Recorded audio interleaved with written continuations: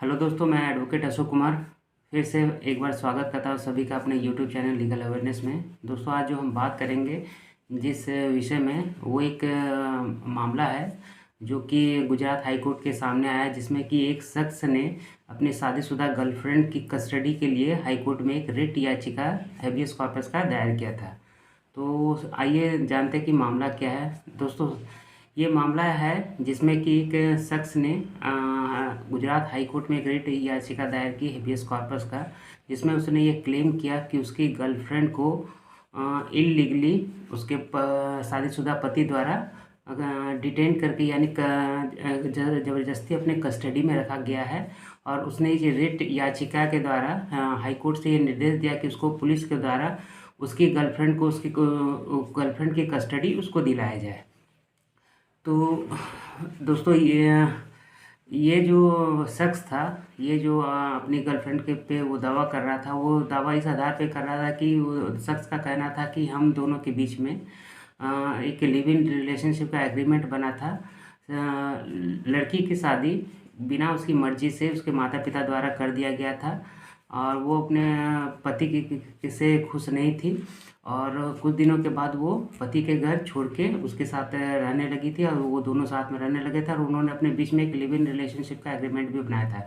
But कुछ दिनों के बाद उसके पति और उसके घर वालों ने आके उसे उसके घर से वापस ले गए। तो इसीलिए इसने हेबियस कॉर्पस का रिट याचिका दायर की थी।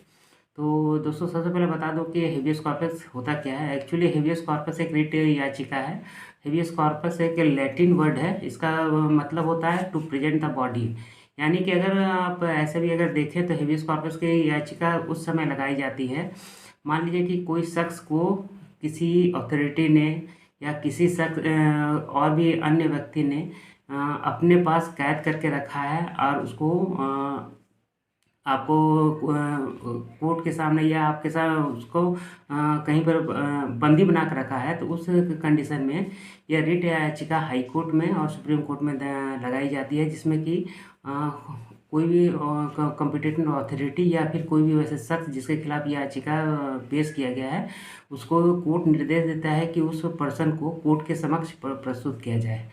तो दोस्तों, ये जो मामला था, इसमें मामला में कोर्ट ने याचिकाकर्ता की बातों को सुनने के बाद यह देखा कि जो उसकी जो गर्लफ्रेंड जिसका वो कस्टडी चाहता था, वो ऑलरेडी लीगली वेडेड वाइफ थी किसी और शख्स की और उनका वो डाइवोर्स हुआ नहीं था। तो इस कंडीशन में ये कोर्ट ने ये कहा कि ये नहीं कहा जा सकता है कि वो जो लड़की है जो अपने पति के साथ रह रही है वो इलीगली उनके यहाँ है और उनको डिटेन करके रखा गया है। और दूसरा कि जो शख्स उसका कस्टडी के लिए याचिका लगाया था, उसका कहीं पर भी लीगल राइट्स उसमें होता नहीं, क्योंकि वो किसी की ऑलरेडी मैरिड वाइफ है और उनका डाइवोर्स नहीं हुआ है और इनके बीच में कोई उस तरह का दोनों के बीच में मैरिज भी नहीं हुआ है। ये सिर्फ और सिर्फ ये इसलिए क्लेम कर रहा है ये शख्स, क्योंकि ये इसका कहना था कि हमारे बीच में एक लिव इन रिलेशनशिप का एग्रीमेंट बनाया था जो कि वैलिड नहीं है। इस आधार पे हाई कोर्ट ने उस शख्स की याचिका को खारिज किया और उस पर 5,000 का जुर्माना लगाया, क्योंकि उसने इस तरह के याचिका लगा के कोर्ट का समय बर्बाद किया है।